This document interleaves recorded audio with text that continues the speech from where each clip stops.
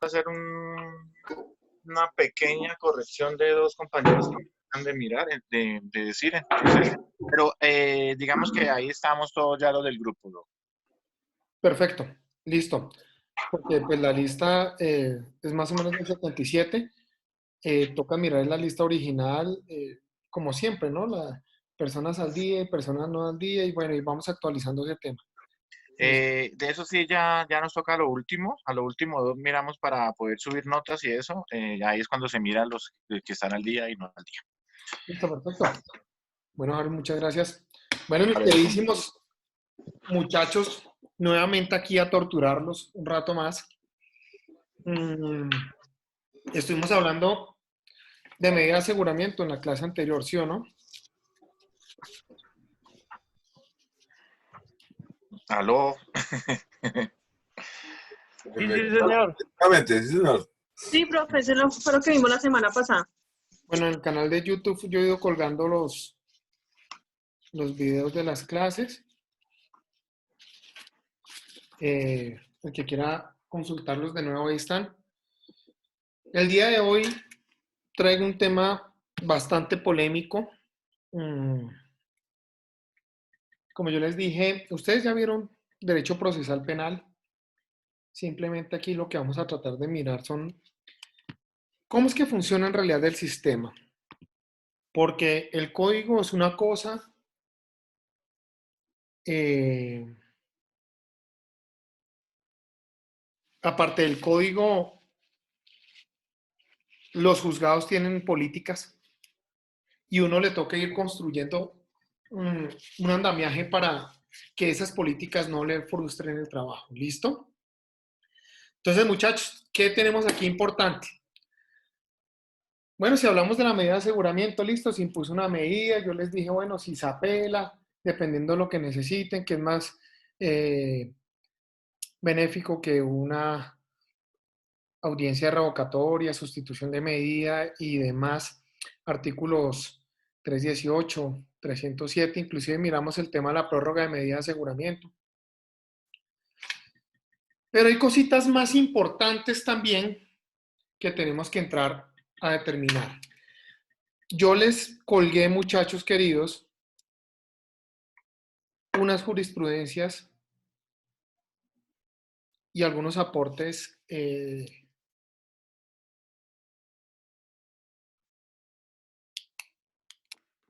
algunos aportes de algunos tratadistas al respecto. Están colgados en la plataforma, todo lo que vamos a abordar el día de hoy.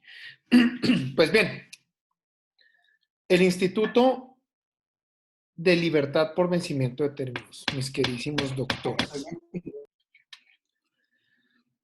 Ese instituto jurídico está contemplado en el artículo 317 del Código de Procedimiento Penal. Ahí hay unas causales por las cuales se puede solicitar que opere una libertad por vencimiento de términos. Muchachos, ojo. La figura de libertad por vencimiento de términos solo opera en las privativas de la libertad. ¿Listo? Las no privativas tienen un problema, un vacío jurisprudencial al respecto. Pues bien, yo les hablé del caso del piloto. Vamos a empezar por ahí. Yo les hablé del caso del piloto Avianca. En ese caso, se presenta una riña en Chía. La riña fue ocasionada porque el piloto y su amigo no habían devuelto la suma de 20.000 pesos a un muchacho que había puesto para la vaca de la botella de aguardiente. Y ese muchacho, un poco disgustado, reclamó y empezó a darse golpes con el amigo del piloto. El piloto, ya en un estado de ebriedad, sin medir las consecuencias, la famosa botella de los 20.000 pesos se la rompió en la mula al otro y lo cortó, ocasionándole lesiones por el cachete, inclusive parte del cuello. En comienzo el proceso fue adelantado por lesiones personales dolosas. Y a ese punto voy, muchachos. Hay figuras e instituciones jurídicas como las que ustedes conocen de la legítima defensa. Otras también como exceso en la legítima defensa, cuando hay una desproporción de las armas. Pero siempre cuando se va a buscar salvaguardar ese derecho fundamental que es el derecho a la vida o un interés propio o inclusive ajeno, concomitante. Ahí en ese momento empieza a andar la legítima defensa. Pues bien, en los casos de riña en Colombia no se admite la legítima defensa jurisprudencialmente decantada. Pues es un instituto que yo de verdad, yo no comprendo el por qué no puede llegar a verse, porque si nosotros nos ponemos a analizar y vamos a un caso puntual, cojo yo a Pedro Pablo y venga a ver, papito, quítese las gafas, yo me quito las mías y vamos a darnos. Y empezamos a darnos puños. Y Pedro Pablo saca un arma de fuego y yo saco otra arma de fuego. Y resultó cercenando la vida de Pedro Pablo. Sí, todo se genera en un contexto de una riña, ¿sí o no, muchachos? Pero hay que analizar muy bien los ingredientes concomitantes. ¿Cómo podemos observar que estuvo en peligro mi bien jurídico tutelado? Estuvo en peligro y busqué rescatarlo o salvaguardarlo. Pues bien, muchachos, así las cosas, podemos mirar, por ejemplo, que en el caso del piloto se presenta eso por lesiones personales después de un tiempo y después de 3 peritajes realizados por el Instituto Nacional de Medicina Legal, en los cuales se da una incapacidad médico-legal de 60 días, nunca se señaló que estuvo en riesgo la vida. Pero llega una petición al Instituto Nacional de Medicina Legal y dice, oiga, ¿estuvo en riesgo la vida por parte de la Fiscalía General de la Nación? Y la respuesta fue sí. De no haber recibido la atención oportuna, se pudo haber puesto en riesgo la vida. Si yo tengo una cortada considerable en mi mano y no es atendida con oportunidad, puede inclusive generar una infección, que esa infección puede llegar a ocasionar la muerte. Claro, porque eso puede alterar el sistema. Hay 10.000 maneras más que se pueden presentar y pues se puede concluir con una muerte. Medicina legal califica el caso así. Se van después de 2 años teniendo un arraigo bien establecido y solicitan una orden de captura para el piloto. El hombre llegando del exterior lo capturan y van a una audiencia preliminar que en realidad por el punible a veces esas audiencias son un poco difíciles de defender porque a los jueces les encanta la medida de aseguramiento en las tentativas de homicidio.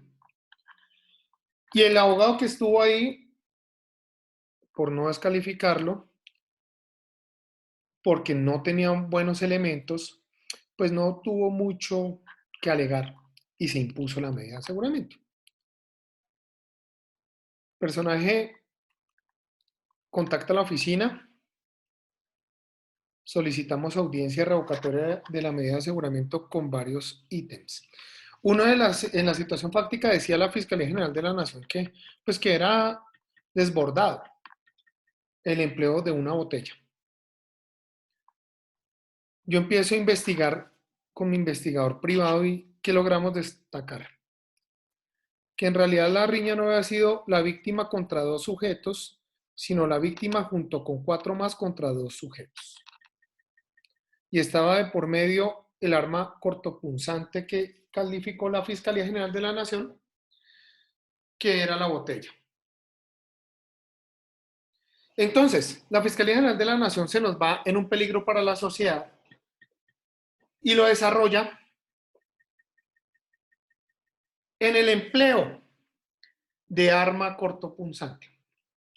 La pregunta es, ¿él portaba un arma cortopunzante? O como lo dijo la Fiscalía General de la Nación, convirtió la botella en una. Y la respuesta puede llegar a ser simple, pero muy preocupante, porque la respuesta es, no, él convirtió la botella en un arma cortopunzante. ¿Y cómo lo reconstruyen? Dos supuestos testigos de los hechos dicen que él golpeó la cabeza y volvió a emplear los sobrantes de la botella, es decir, el pico de botella, sobre la humanidad de la víctima. ¿Listo? Entonces, digamos, ya, bueno, hay un arma cortopunzante. Pero entonces, ¿un exceso a una legítima defensa o no? Pero es una riña. Bueno, yo, sin embargo, empecé a indagar. Y me encontré con el peligro para la víctima. Era el otro fin constitucional. Peligro para la víctima. ¿Cómo cubrí yo el aspecto de peligro para la víctima? A punta de testimonios logré establecer que las familias, inclusive la víctima y el victimario, se habían reunido en varias ocasiones con el afán de buscar una conciliación para haber terminado el proceso. Si existiera un peligro para la víctima, el peligro yo creo que desaparece simplemente con que existan las reuniones. Y listo. El muchacho va a cumplir un mes detenido, solicito mi audiencia y nos vamos de audiencia de revocatoria de medida de aseguramiento. Con los argumentos ya expuestos y logramos triunfar, muchachos. El muchacho salió cuando cumplía el mes detenido. Desde luego un gran triunfo. Las víctimas y la Fiscalía General de la Nación interponen recurso de apelación. En el recurso de apelación el fallo había sido tan bueno y además, entre otras cosas, que el sustento de los recursos había sido tan pobre. Yo estaba muy confiado, pero pues ya se había alegado como no recurrente lo máximo que se había podido.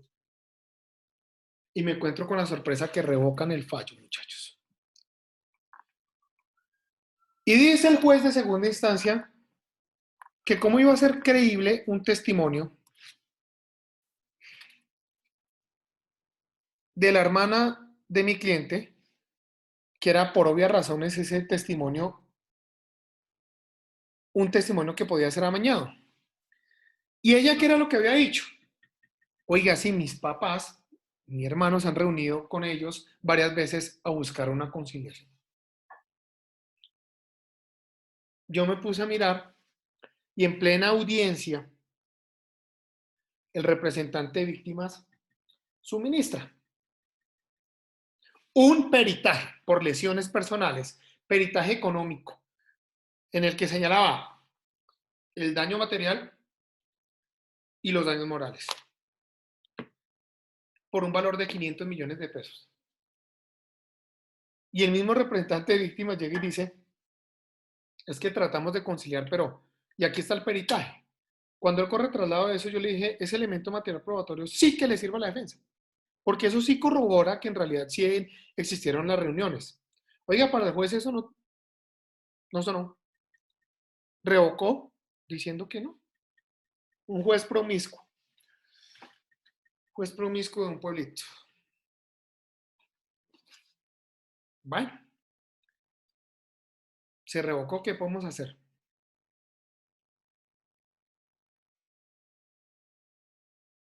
Alguien está escribiendo al grupo. No me sale cómo escuchar la videoconferencia. Mi nombre es Holman Smith Panqueva Ramírez. Ah, ok, no, es que pues estaba mirando y no sabía que era usted. Porque pues aquí la idea es también ir mirando para los que están en asistencia en este momento. Ah, listo. Bueno, gracias. Listo. Pues nada, muchachos, ¿qué pasó ahí?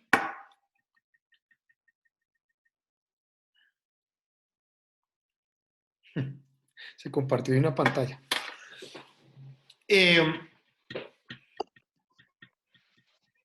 Resulta que el proceso ha avanzado, logramos una conciliación con las víctimas, estamos solicitando a la Fiscalía General de la Nación un acuerdo y estamos en ese punto.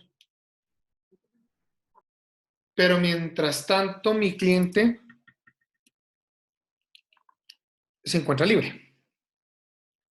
Pese a que revocaron, pues no lo han capturado. Y ya están superados los términos del artículo 317. Alguien me regala artículo 317, el encabezado, y por favor, numerales 4 y 5, por favor. Artículo 317. Causales de libertad. ¿Qué numerales, doctor? Qué pena. Cuarto y quinto. Cuarto y quinto. Numeral cuarto. Cuando transcurridos 60 días, contados a partir de la fecha de imputación, no se hubiere presentado el escrito de acusación o solicitando la preclusión conforme a lo dispuesto en el artículo 294. Quinto. Transcurridos 120 días, contados a partir de la fecha de presentación del escrito de acusación, no se haya dado inicio a la audiencia de juicio. Muchas gracias. Listo. ¿Alguien más que tenga código? 294, por favor. Y alisten el 175.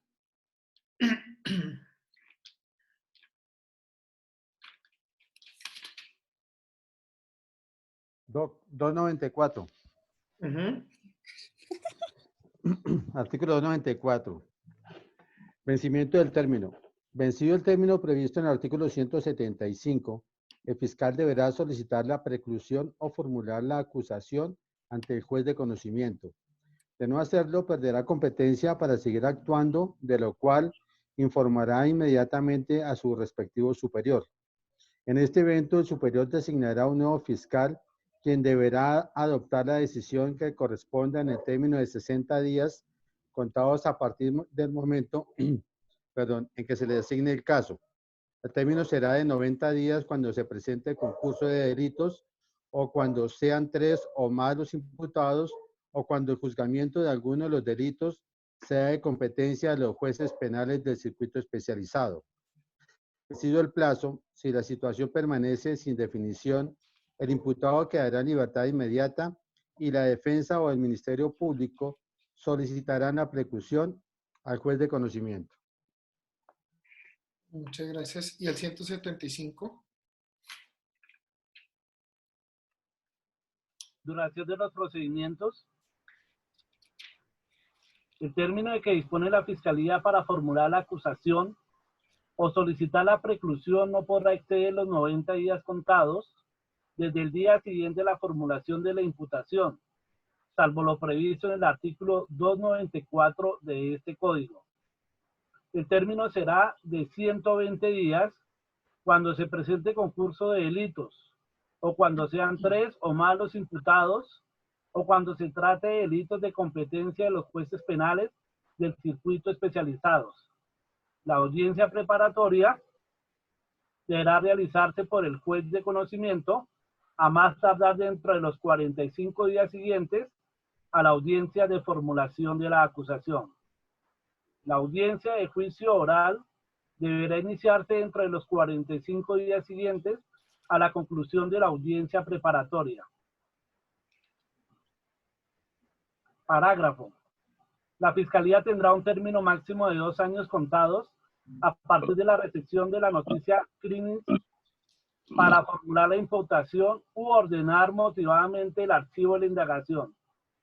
Este término máximo será de 3 años cuando se presente concurso de delitos o cuando sean 3 o más los imputados, cuando se trate de investigaciones por delitos que sean de competencia de los jueces penales del circuito especializados, el término máximo será de 5 años. Parágrafo 2. En los procesos por delitos de competencia de los jueces penales del circuito especializados, por delitos contra la administración pública y por delitos contra el patrimonio económico que recaigan sobre bienes del Estado respecto de los cuales proceda la detención preventiva, los anteriores términos se duplicarán cuando sean 3 o más los imputados o los delitos objetos de investigación. Muchas gracias. Si nosotros nos ponemos a mirar, los 3 artículos traen inmersas ritualidades sobre la terminología de la libertad, sobre la obligación de la fiscalía. Pero entonces, muchachos, aquí yo les tengo algo bien interesante, es, si ustedes miran el artículo 317, como lo acabamos de analizar, dice que para recobrar la libertad hay unas causales, y la cuarta es, transcurridos 60 días contados a partir de la imputación, no se hubiese presentado el escrito. Y dice, conforme a lo dispuesto en el artículo 294. Y el 294 nos está diciendo que el fiscal deberá solicitar la preclusión o formular la acusación ante el juez. De no hacerlo, perderá competencia.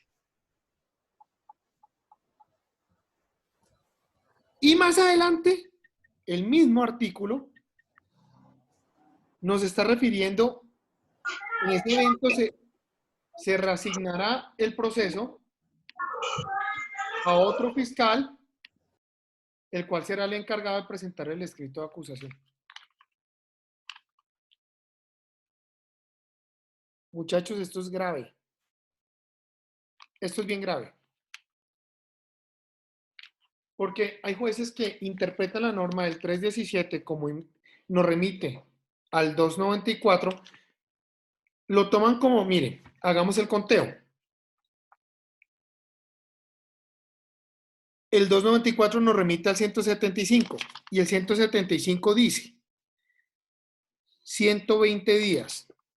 El artículo 4 del Código de Procedimiento Penal el numeral 4 del 317 nos habla de 60 días. Ojo con esto. 60 días para presentar el escrito de acusación. Como nos remitió el 294, el 294 nos remite al 175, aquí dice 120 días. Y fíjense que la normatividad del 294 nos está diciendo que se cumplirá de inmediato la libertad si no llegase a presentar por el nuevo fiscal el escrito de acusación. Entonces, prácticamente que ese instituto jurídico para algunos jueces del 317, numeral 4, no existe. Sino uno tiene que esperar, miremos, los 120 días. Luego nos vamos al 294. El 294 está diciendo, oiga, designará un nuevo fiscal que corresponderá al término de 60 días. Es decir, ya no vamos en 120, sino vamos en 180 días, muchachos. Contados a partir del momento que se le asigna el caso. El término será de 90 días cuando se presente concurso de delitos. Es decir, en los casos que son con concurso.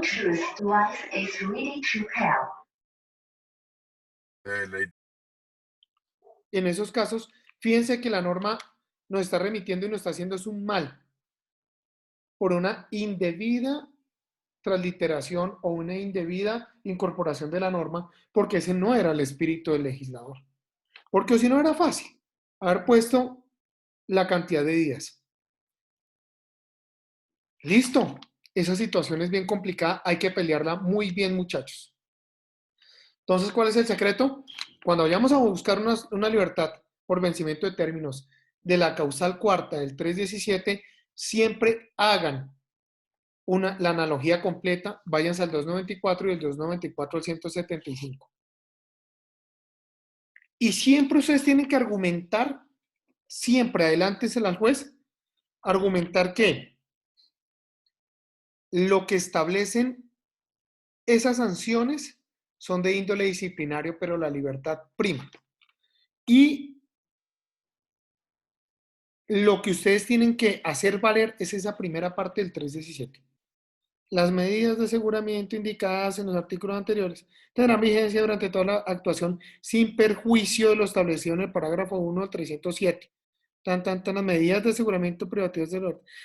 La libertad del imputado o acusado se cumplirá de inmediato y solo procederán los siguientes hechos.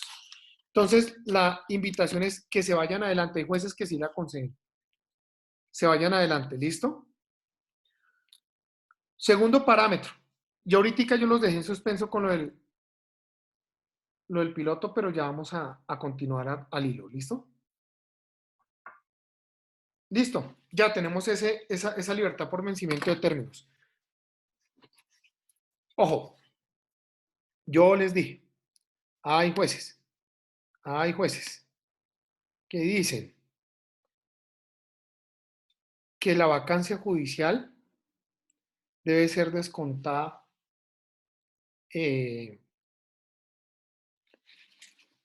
debe ser descontada o el término debe ser atribuido a la defensa técnica y material. Listo, buen punto, muchachos. Si eso llega a ser así, entonces el tipo, nuestro cliente, tendría que salir en la vacancia judicial, tendría que salir de la cárcel, ¿no? Pues porque tendría que funcionar así. Y hay poquita jurisprudencia al respecto. Yo les colgué una sentencia. Es el radicado 30363 del 4 de febrero de 2009 y habla de los términos ininterrumpidos. Ahí ya nos empieza a decir que los términos son ininterrumpidos. Es decir, que son calendario. No se cuentan días hábiles en tratándose de libertad. Esa es una de las jurisprudencias que toca que ustedes lleven siempre de la mano cuando van a soltar una libertad por vencimiento de términos.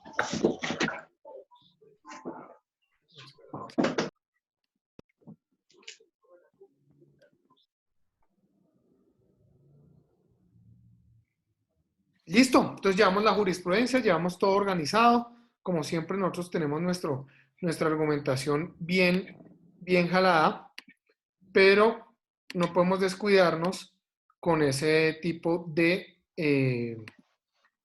situaciones que pueden llegar a hacer que nuestra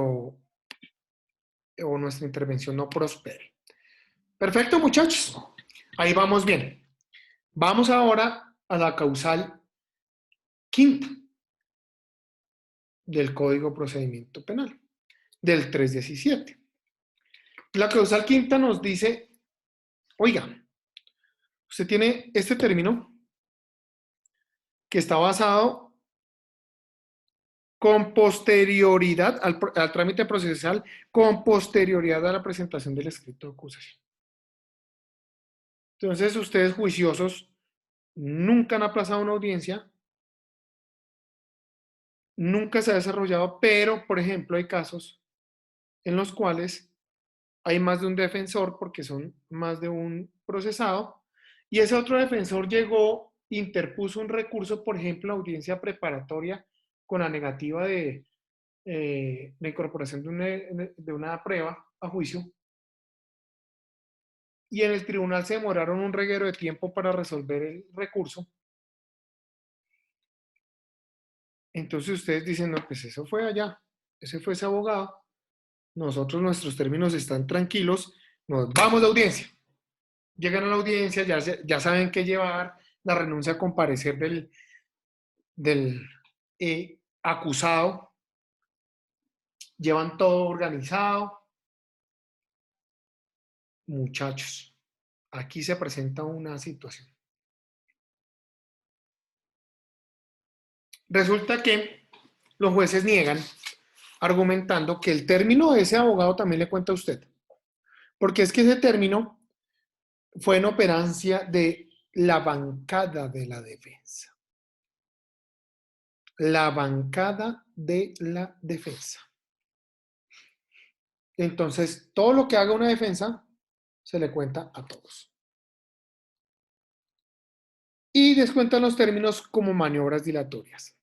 Si ese abogado estaba peleando por una garantía fundamental, que es un elemento material probatorio que puede llegar a cambiar el rumbo del escenario judicial, ¿consideran ustedes, muchachos queridos, que de verdad se puso o se dominó a la administración de justicia con una maniobra dilatoria? Ahí están los dos focos. Resulta que todo lo que hagamos en el sistema como abogados defensores va a ser visto como maniobra dilatoria, independientemente que sea con el afán de buscar garantías procesales. Y con el tema de la bancada de defensa.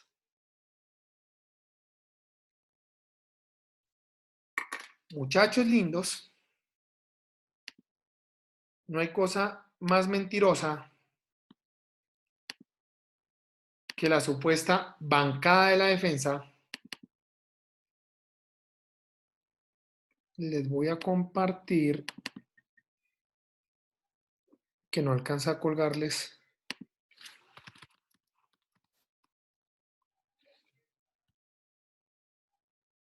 No alcanzo a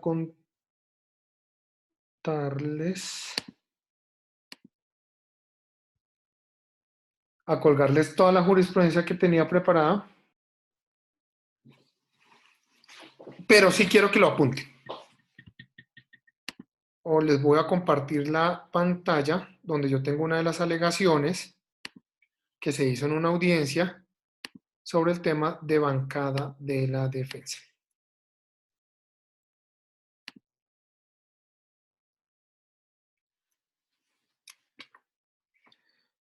Pueden observar, muchachos.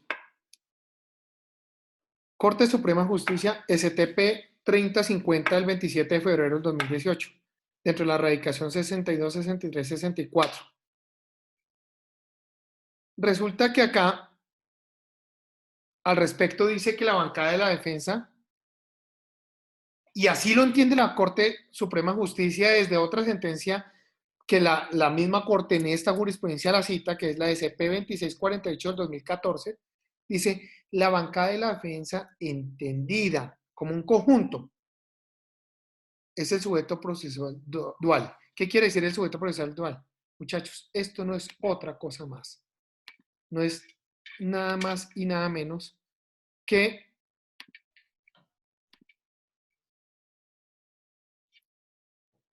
la bancada de la defensa está compuesta por una defensa material y una defensa técnica. Quiere decir ello que es el abogado y el cliente. Dejen de hablar tanta mierda, señores jueces. Dejen de inventarse maricadas que el sistema no tiene. No vengan a decir que por bancada de la defensa. Entonces, por lo que haga otro defensor, ¿yo por qué tengo que responder? Y eso es lo que quiero que lleven. Ya les mostré dos jurisprudencias. Llévenlas para los alegados. Porque ustedes van a alegar antes de que se les vaya a negar. Punto. Ustedes van adelante, un pie adelante, un pie adelante.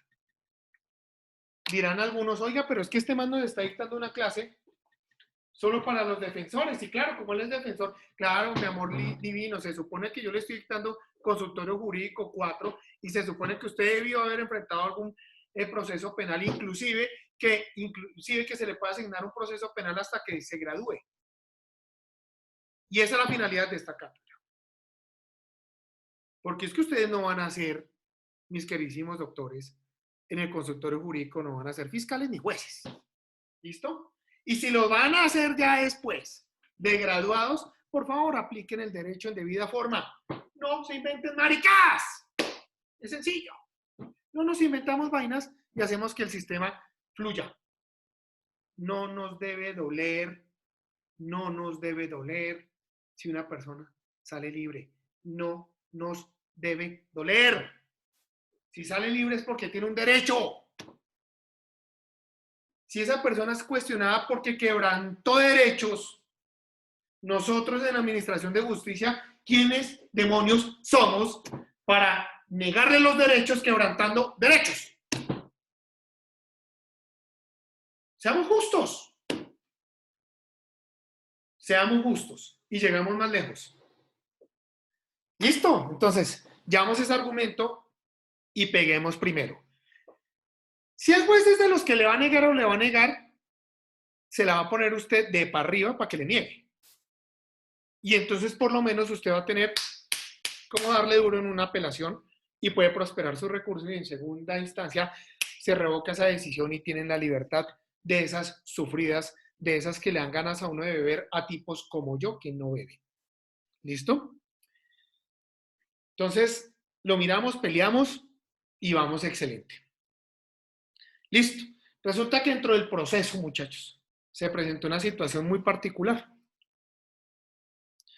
Y entonces ustedes ya tenían todo organizado, se van para la libertad por vencimiento de términos y el término se había, el plazo razonable se había quebrantado en virtud que los jueces habían declarado impedidos y empezó del uno al otro, del uno al otro, del uno al otro, y los solos impedimentos podían surtirse, se llevaron aproximadamente 10 meses.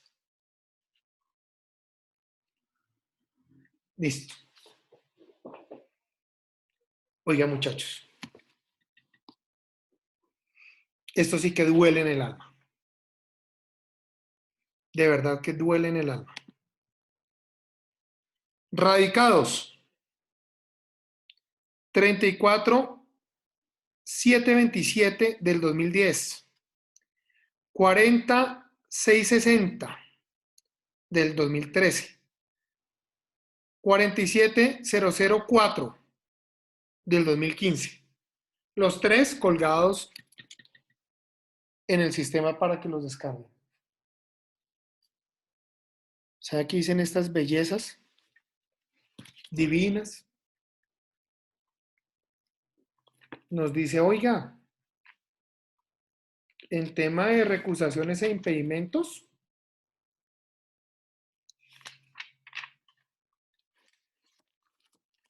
se le tiene que atribuir al procesado. ¡Qué injusticia! ¡Qué injusticia! Valledupar tiene un proceso. Es un proceso de connotación allá. Todos los jueces, el proceso era tan grande que hasta los jueces están vinculados. Todos los jueces se declararon impedidos y duraron un año declarándose impedidos. Y con estos radicados dicen, momentico, la suspensión de términos, cuando hay impedimento, opera, punto. Se zampa usted el zapato. Luego es que yo, por lo menos, en ejercicio de mi derecho de maniobra dilatoria, como dicen ellos, interpuse alguna recusación. No, ni miércoles, fueron los mismos jueces. Los mismos jueces tomaron una iniciativa propia. Pero nada, listo, nos van así. ¿Y por qué? Artículo 62 del Código. Por favor, lectura.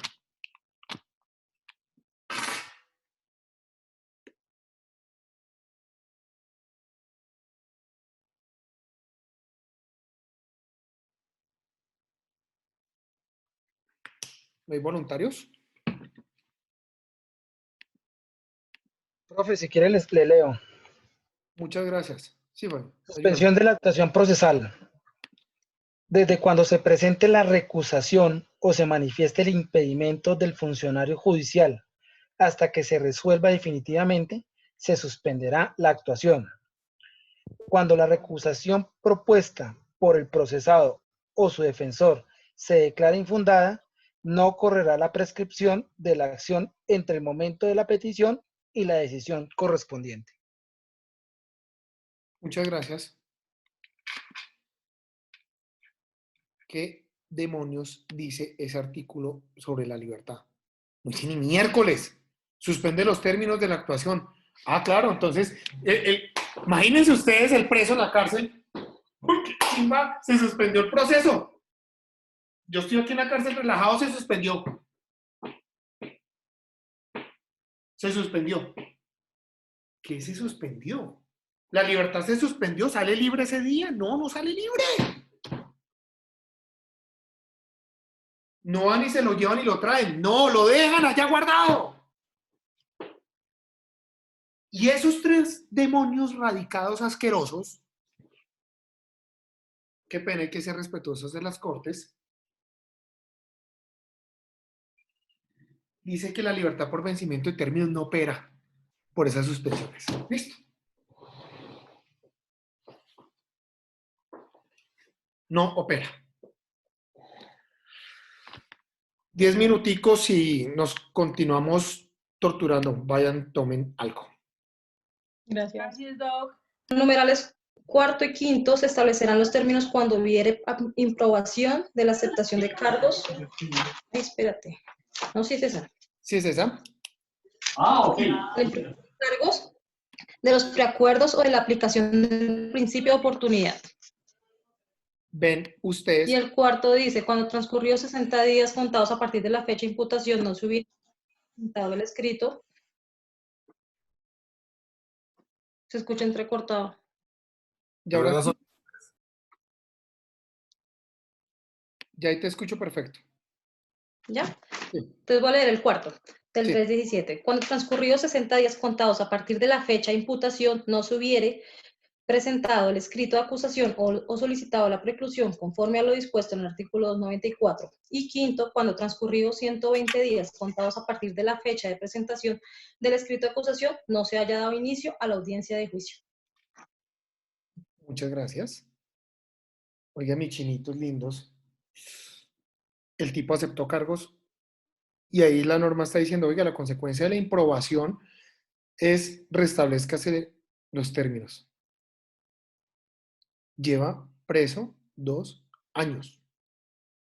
Lleva preso 2 años.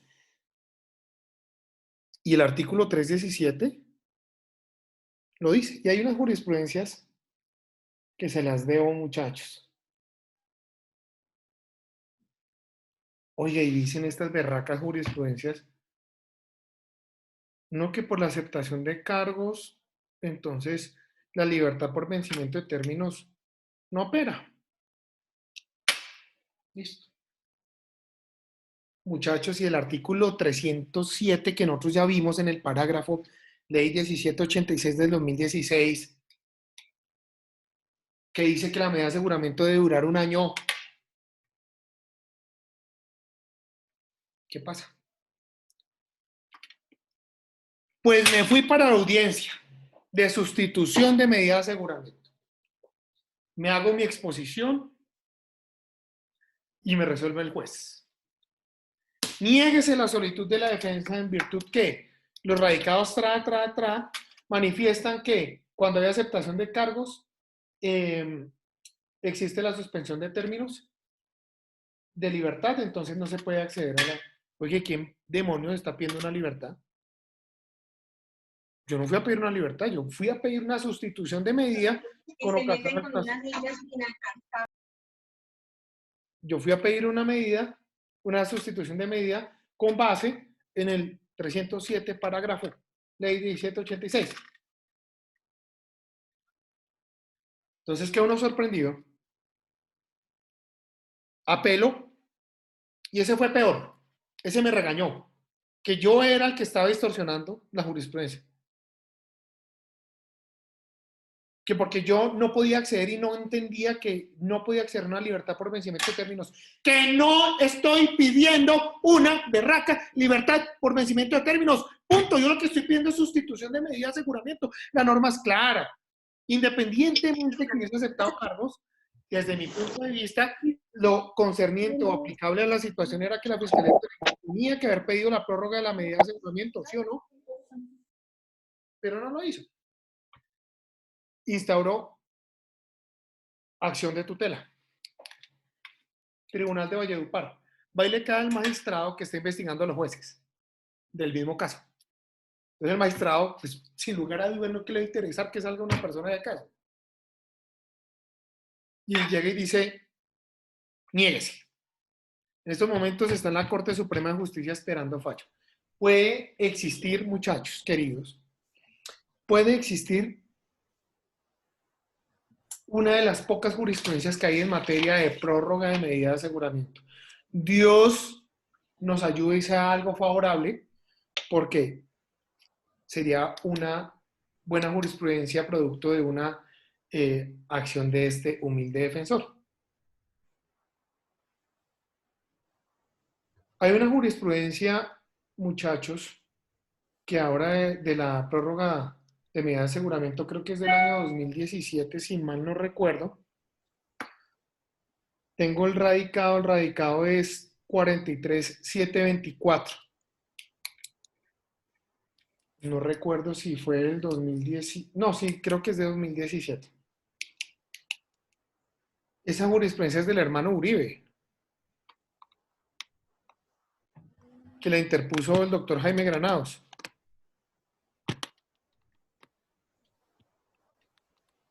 Y en esa le dieron una palera que yo no entiendo la corte de verdad, porque el procedimiento se estaba sesgando por la ley 600 y allá la medida duraba 2 años. Y acá en ley 906 un año. Entonces él alega que la 1786, que es una norma procedimental de aplicación inmediata, pues esa norma lo que en realidad hace es que se aplique para la ley 600, ley 906. Y en el caso de él, si la van a aplicar ya estaría vencido porque es de un año. Y le hacen una analogía divina, hermosa, pues claro, ¿quién es el cliente? Uribe Vélez. Entonces le hacen una analogía divina y hermosa y le niegan. Y le dicen, momentico, sí, la norma dice que eso es un año, pero es que la ley no tenía previsto que era para ley 600, pero por analogía se lo estamos diciendo. También aplica allá y allá la prórroga tiene que durar, la medida tiene que durar 2 años. Más prórroga por otros 2. Y listo. Y así fue que solucionaron el sistemita. Listo, y así quedó. Oiga, muchachos, y en este caso de Ayupar, entonces yo me voy y miro eso, y ahorita con improbación del allanamiento, pues empezar a contar los términos, o que esperar que la jurisprudencia, que la Corte Suprema de Justicia se pronuncie en esa acción de tutela que está allá, pero que extrañamente no ha sido fallada, pues porque se supone que se le da prioridad, según el acuerdo del Consejo Superior de la Judicatura, a las acciones de tutela de los procesos que tienen persona privada de la libertad. No hay que presionar, esperemos que ojalá el magistrado se luzca con un buen fallo. Lástima que no le cayó a Patricia Salazar Cuellar, porque esa vieja es una berraca sacando ese tipo de jurisprudencias, y esos son los retos que le gustan a ella. Pues bien, muchachos, eso se surtió así. Esperemos a mirar, pero les hago una pregunta y valiente el que la responda. Volvemos al caso del piloto. Recuerde, señor doctor, duró un mes preso. Se apeló y a los 2 meses de esa apelación revocan el fallo. ¿Será que hay vencimiento de términos para él? Recuerden que está huyendo. ¿Quién responde eso?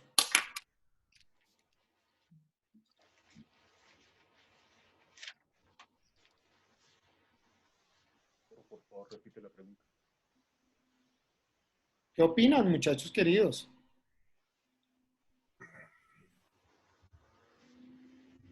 Puedo solicitarle una libertad por vencimiento de términos porque ya se superó el término de la causal quinta del artículo 317 a ese muchacho que está huyendo de la justicia.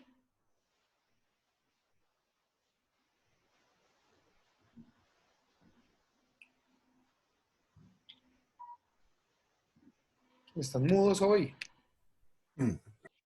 Profe, operaría, no sé, que se debiera declarar como persona ausente o en contumacia primero. Esta es una de las formas para vincular al procedimiento. Pero recordemos que acá ya la persona fue vinculada al procedimiento con antelación, entonces no había necesidad de aplicar esa contumacia o persona ausente. De cara única y exclusivamente a la libertad, puedo solicitarle la libertad por vencimiento de términos basado en que ya se superó lo preceptuado en el numeral quinto de la ley, ese del que el artículo 317. ¿Qué opinan? Un aporte, por favor. Para mí, yo, mi autor, Y ahí no hay fuga de presos. existe la causal y efectivamente ya pasaron los días de los que habla el artículo 317, una causal de la libertad. Giovanni, Pero yo también pensaría lo que está diciendo Perea de que no habría una fuga de presos ahí, profe. No, en ningún momento, porque es que ¿no? él tiene una libertad. Doc, pero si no le han hecho ninguna de las preliminares, No, ya le hicieron todas. Acuérdate, él le imponen medida de aseguramiento y yo lo busqué la revocatoria, pero apelaron y revocaron ese fallo y volvieron a proferir en contra de él una orden de captura para cumplir esa medida de aseguramiento. Claro, pero efectivamente él sí él gozaba de la libertad al momento de la revocatoria del fallo. Sí. Entonces, en este momento lo que manifiesta el doctor es que él está en libertad. Pues que yo lo que pienso, mi doctor, es que efectivamente sí vamos a aplicar el artículo 317 con el fin de solicitar la libertad inmediata del O sea, que está libre, ¿no? No, porque es un prófugo de la justicia. Pero, teniendo en cuenta el artículo 317, la Fiscalía debió realizar durante los 120 días la presentación del escrito de acusación, o siempre y cuando no se haya dado inicio a la audiencia de juicio. En ese orden de ideas, sí aplica esa causal del artículo 317 con el fin de solicitar la libertad inmediata. Aunado, pues que ya se encuentra en libertad, pero pues ya que quede efectivamente relacionada por parte del juez. Doc, ¿y no aplicaría una maniobra dilatoria? O sea, el fugarse para que le corra el término. Pero eso ya sería por parte de la Fiscalía. Independientemente, no. Quien está, Angie, y te respondo de la siguiente manera. Quien está obligado a ejercer el control sobre los términos en el procedimiento penal es el juez de conocimiento. Quien tiene que velar porque todo el procedimiento se desarrolle en una armonía sin dilaciones es el juez de conocimiento. En este caso, el juez de conocimiento, porque es el único y es cabecera municipio, ese tipo tiene trabajo, mejor dicho, como un demonio. Y por eso están dilatadas las audiencias. De frente a lo que escuché ahí de la fuga de presos, no porque es que la obligación de la captura es del Estado, no del ciudadano, tiene que ir a entregarse. Ahí no lo pueden obligar a eso. Y para que exista una fuga de presos es que, por ejemplo, él ya tenga una medida de aseguramiento, que esté grabado por la medida de aseguramiento, que se haya legalizado esa medida de aseguramiento y que esa persona se sustraiga. Por ejemplo, el que está en detención domiciliaria y se vuela. Pero ojo con esto, porque la jurisprudencia también decantó que es una fuga de presos. La fuga de presos no es simplemente, por ejemplo, como el doctor Carlos Wilson tiene una detención domiciliaria en estos momentos y es visto en la esquina en el ARA haciendo mercado. Eso no es fuga de presos. Fuga de presos, e inclusive el doctor Wilson es visto en la 22 Sur. ¿Sí? ¿Quién sabe qué estaba haciendo allá? Pero allá lo vieron y tenía detención domiciliaria. ¿Qué pasa? Que para que exista y opere la fuga de presos, muchachos queridos, tiene que haber abandonado el domicilio. El domicilio no es la casa. Acuérdense de los fundamentos del derecho en general. El domicilio es la ciudad. Ojo con eso, muchachos queridos. El domicilio es la ciudad. Y la jurisprudencia dice, momentico, se tiene que haberse largado de la ciudad para decir que ahí opera una situación de una conducta punible como es la fuga de presos. De lo contrario, lo que habrá es un trámite administrativo. Y lo que se puede hacer es, una vez se obtengan los informes negativos por parte del INPEC, el fiscal del caso podrá ir a un juez de control de garantías, solicitarle que se revoque esa medida y que se vuelva más gravosa en virtud del incumplimiento. ¿Listo? Doctor. Doctor, Néstor. me quedo, o sea, no capté bien esa parte. Si que el domicilio no es la casa, sino la ciudad. Claro. Y entonces, ¿por qué se le solicita una dirección específica? Esa es la Podría dirección. ser cualquier dirección.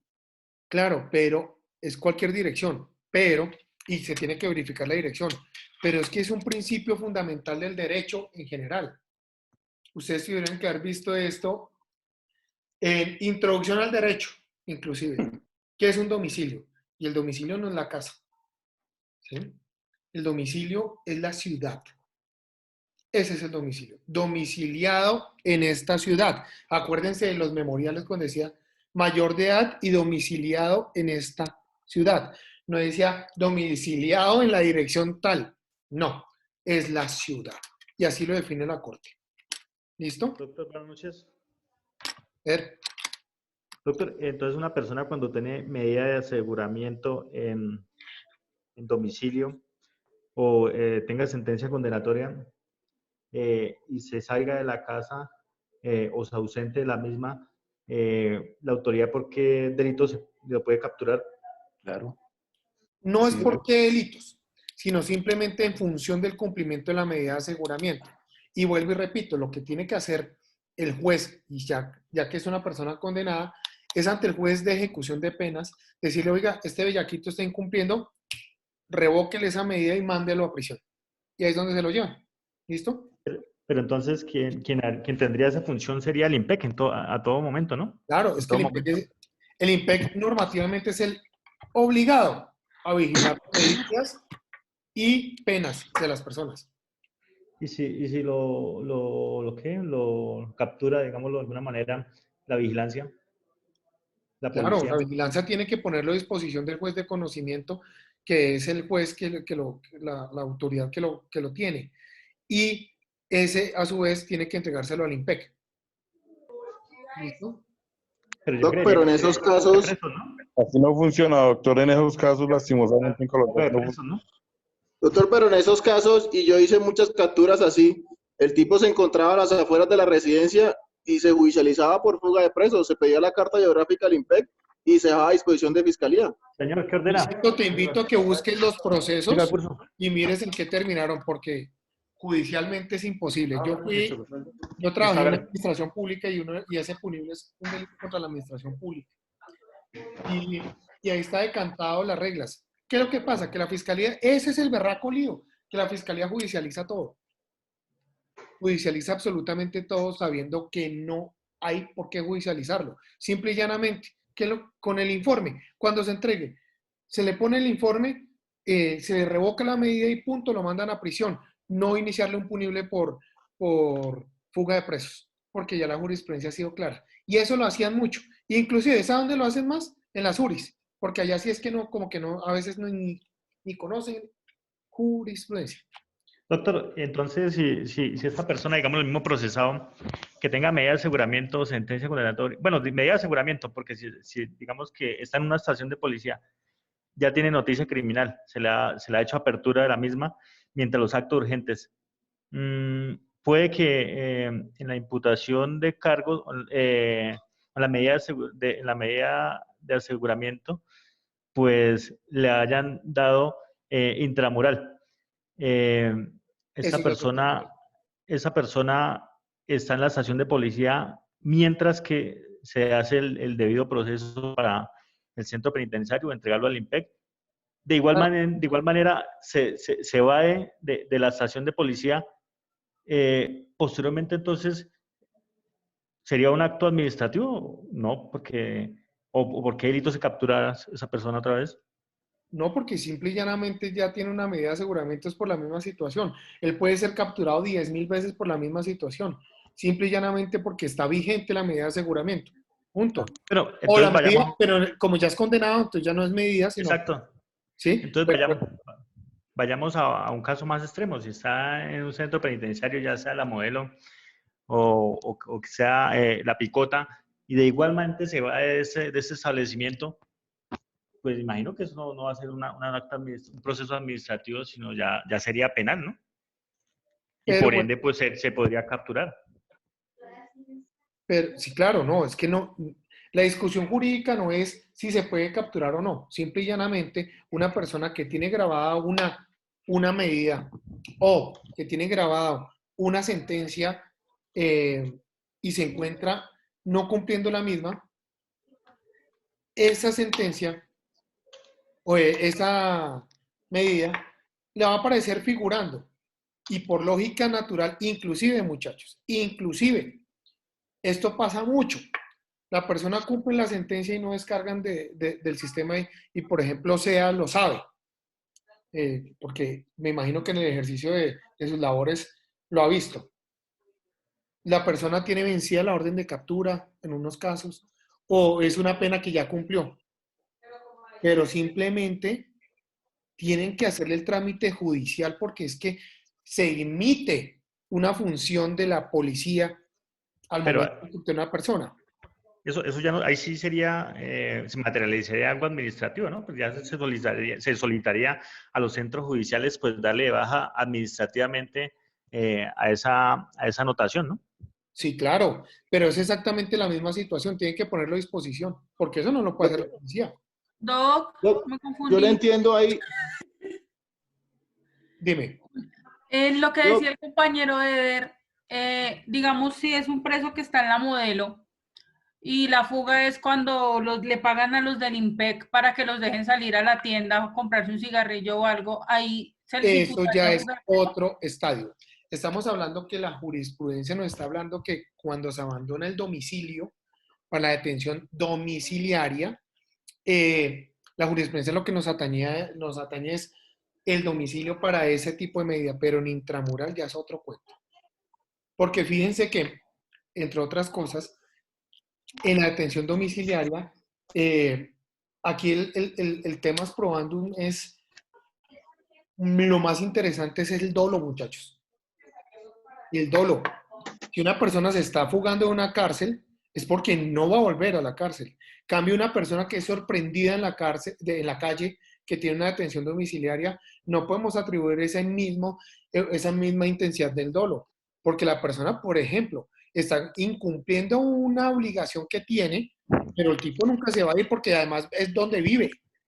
¿Sí? uy, doctor, pero por lo menos en ese caso, en lo que le entendía a Eder y él hacía la analogía era de que usted va a entender de que es un acto administrativo o una actuación administrativa si él es hallado a las afueras de su residencia, pues independientemente de la labor que esté usando, y si no ha abandonado la ciudad, se entiende, según dice, nos expresa, que no hay una fuga de presos. Entonces él hacía la analogía al que estaba con la misma medida, pero en detención intramural. Entonces, si se salió de la cárcel, pero no salió a Bogotá, entonces no se configuraría la fuga de presos, entonces. Exacto, pero aquí ahí vuelvo y repito. La jurisprudencia analiza la detención domiciliaria y el dolo, porque vuelvo y repito, yo no voy a salir de la cárcel fugándome con la excusa de los cigarrillos y demás para volver a entrar.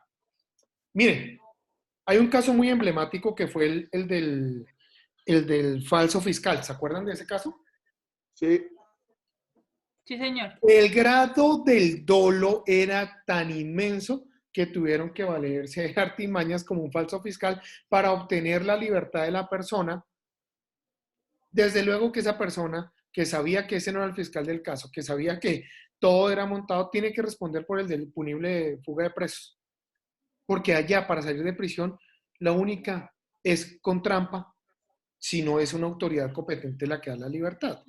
En cambio, la detención domiciliaria, y ese es el punto rasero indispensable para llegar a analizar, es el dolo de abandonar. No es solo dejar de estar unos minutos, no, es abandonar, es ir. Y ahí es donde está el problema. ¿Sí? Doctor, entonces. Dime. Efectivamente, pues ahí consultando. Doctor, fuentes, en el día de hoy se llevó un procedimiento efectivo, lo que estamos hablando. Se capturó a una persona con, Sí. con detención domiciliaria, ¿sí? Ujú. Estaba fuera de la residencia. Ahí pasó la controversia con la policía judicial y el fiscal. En ese momento el señor fiscal manifestó que no existía el delito de fuga de presos. Por lo tanto, ¿cuál fue la situación?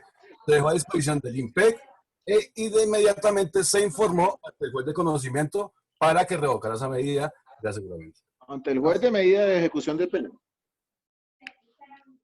No, porque era una persona con medida.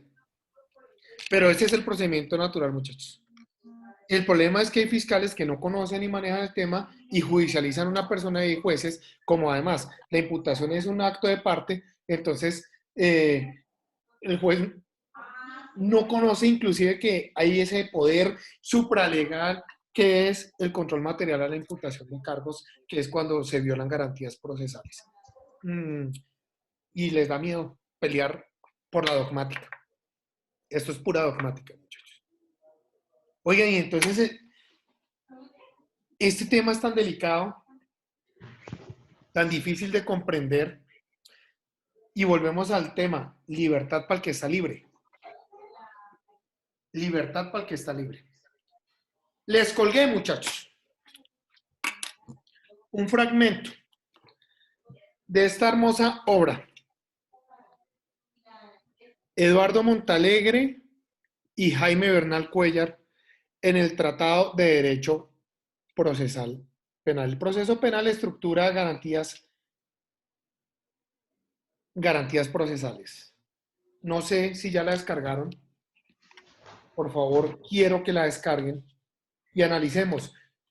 Esto es una postura que de verdad, para que prospere es muy difícil, pero hay que analizarlo y hay que llevarlo adelante, muchachos.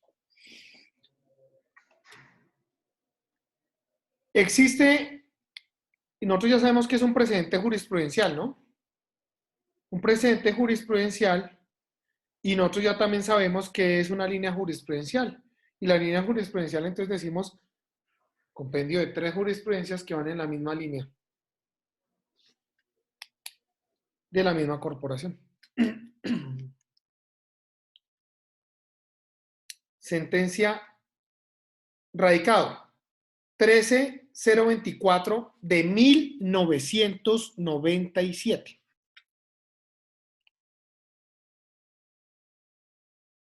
Radicado 15.157 de 1999. Y hay una más inclusive que se me escapa, pero ya la buscamos, que es del 2014, es de Leonidas Bustos. Bueno, sin embargo, yo les colgué esas dos. Lo de Leonidas Bustos no resuelve solo un auto, no resuelve de fondo la situación, pero es el radicado 44.495 del 28 de agosto del 2014. Es un auto. Muchachos, ¿qué nos trae la hermosa Corte Suprema de Justicia? Un tema que uno lo discute y los abogados dicen, este marica, ¿de qué está hablando? Hace una distinción entre libertad jurídica y libertad física.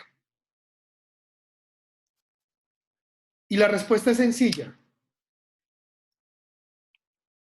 Si contra mi cliente que hay una orden de captura para cumplir una medida de aseguramiento privativa de la libertad del centro carcelario, si para él, que se encuentra libre físicamente, sabe que existe una orden de captura, se le coartan derechos fundamentales o derechos mínimos con la sola expedición de la orden de captura. ¿Quién me ayuda?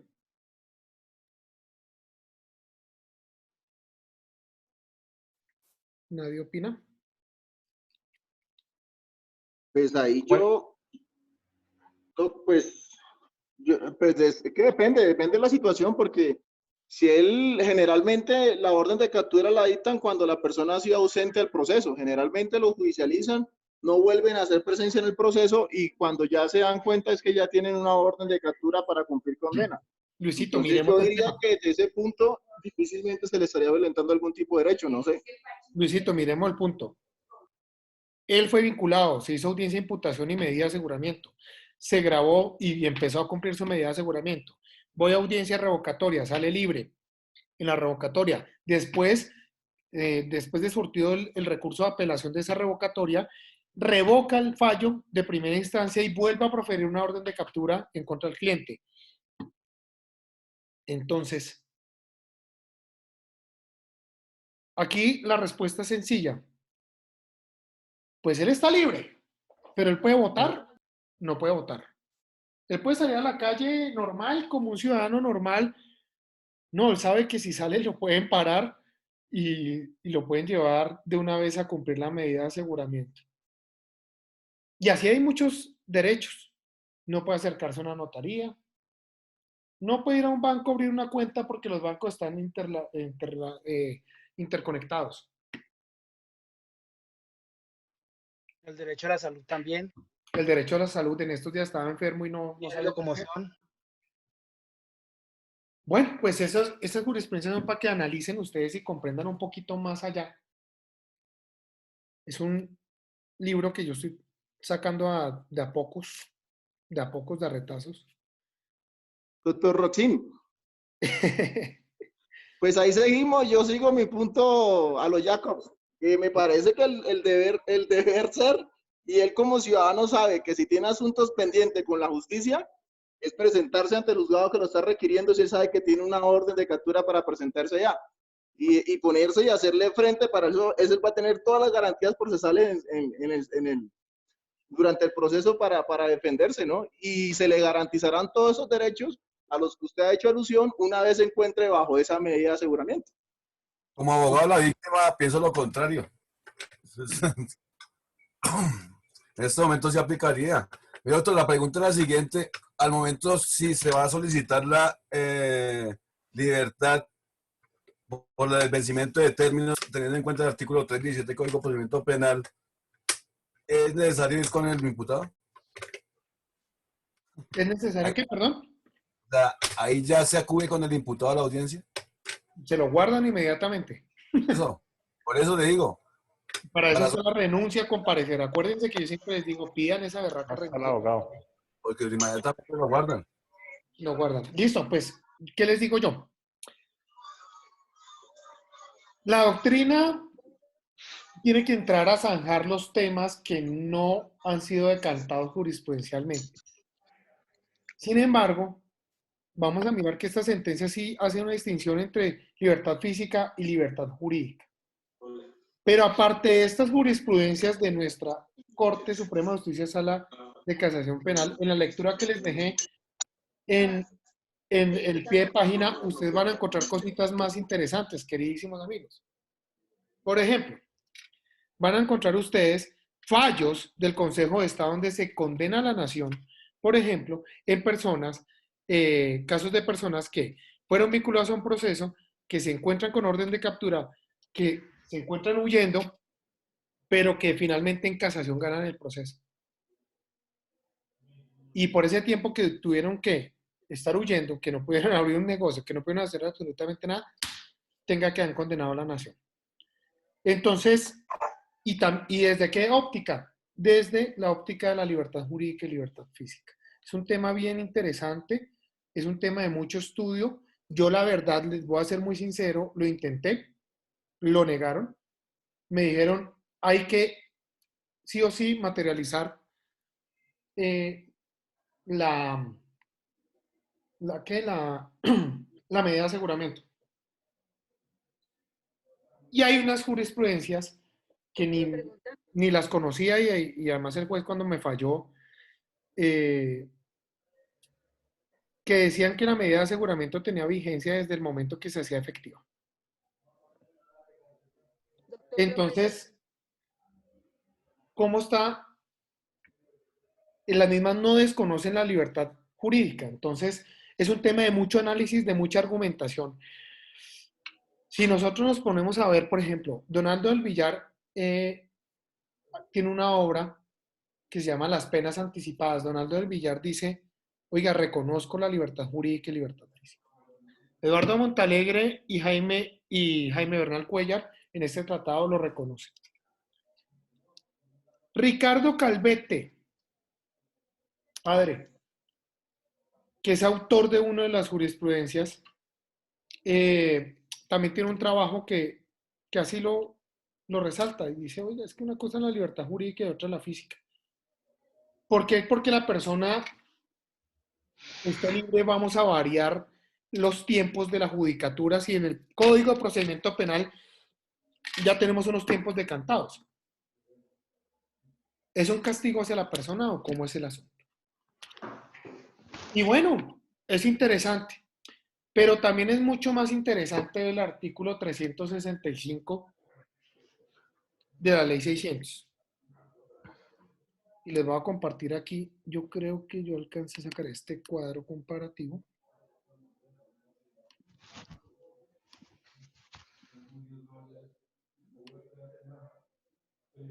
Ley 600 del 2000, comparado, ahí están en el 365, están las causales de libertad. Comparado con Ley 906, causales de libertad en el 317. Si nosotros nos vamos al numeral cuarto, dice, cuando vencido el término de 120 días de privación efectiva de la libertad, no se hubiese calificado el mérito. Fíjense, muchachos, fíjense que en esa norma sí exige privación efectiva de la libertad. En nuestro ordenamiento actual o procesal vigente, dice, la libertad del imputado o acusado se cumplirá de inmediato y solo procederá en los siguientes eventos. Cuando transcurridos 60 días contados a partir de la fecha de imputación no se hubiese presentado el escrito de acusación o solicitado la preclusión conforme a lo dispuesto en el 294. Estas son las normas que tienen como una relación. Si ustedes se dan cuenta, en Ley 600 sí exige esa privación efectiva. Nuestra norma en la actualidad no lo contempla. Simplemente que la libertad del imputado, y no se dice o se discrimina qué clase de libertad. Eso es bien interesante. Y es bien interesante leer todo el artículo de la Ley 600, porque también vamos a entender, da a entender que opera la figura de la libertad, dejando de lado ese vacío de, oiga, ¿la persona tiene que estar libre o no? ¿Por qué el legislador en nuestro sistema no lo trajo? Es un interrogante que no podremos responder. Bueno, pues ahí está esa analogía para que lo miremos bien detalladamente. Es bien interesante el asunto, pero uno queda con muchos interrogantes. Uno queda...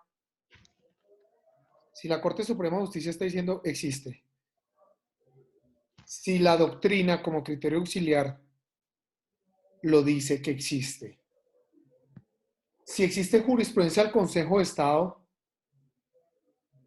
¿por qué no?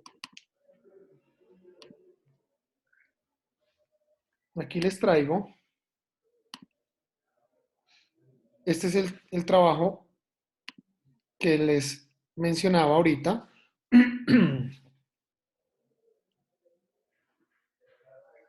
Libertad provisional. Y dice, no es necesario que exista una afectación material. Por ejemplo, se trata de libertad provisional frente a una medida privativa de la libertad, basta con que ésta se haya impuesto, sin que sea necesario que la persona se encuentre privada de la libertad efectivamente en un sitio de reclusión. Y aquí nos trae jurisprudencia al respecto. Auto del 9 de mayo de este magistrado Didimo Páez Velanga. Oiga, muchachos, y en esta misma obra, Eduardo Montalegre llega y hace una analogía. Y él dice aquí que en el artículo 317 sí exige materialmente la privación. No sé por qué lo dice, pero lo dice. Lo correcto es entender que las medidas de aseguramiento afectan los derechos fundamentales a partir del momento en que se profieren. Lo que veníamos hablando. Con independencia de que se ejecuten materialmente. En consecuencia, por vía de ejemplo, la libertad provisional, por regla general, puede proceder o no materialmente privada de la libertad la persona. Debe precisarse que existen causales que requieren privación efectiva de la libertad, como ocurre en los numerales 1, 4 y 5 consagrados en el 317. Ellos simplemente votan ese show así, pero en realidad no hay un sustento que diga por qué en el 317. Si nosotros leemos el 317, encontramos la ambigüedad que por el contrario en ley 600 sí se mencionaba que era necesaria la libertad efectiva, la privación efectiva de la libertad. Acá se puede llegar a comprender que uno en realidad tiene que hacer un trabajo muy juicioso y hacer una analogía bastante amplia para buscar esa libertad. Yo lo he intentado, no lo he logrado. Varios amigos míos lo han intentado, no lo han logrado, pero la invitación es a que luchemos hasta que el primero logre que se siente una jurisprudencia. Qué bonito sería que fuera uno de mis alumnos y me dijera, oiga, lo que usted no pudo, lo logré yo y tome, le envío la jurisprudencia. Eder, ¿me cuentas algo? Doc, Dime, espera. pregunta.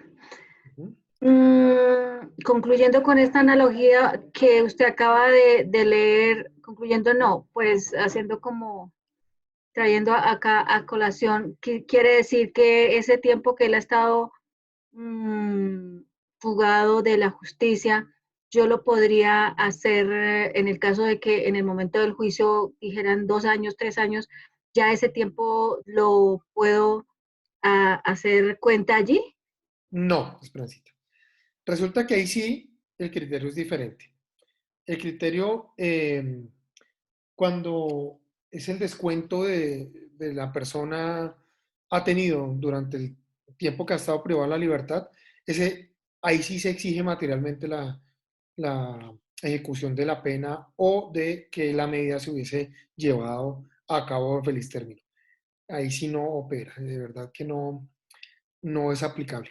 Pero, pues también se me hace un poco injusto que una persona, que el proceso lo estén demorando porque sí, y simplemente por el hecho de que esté libre.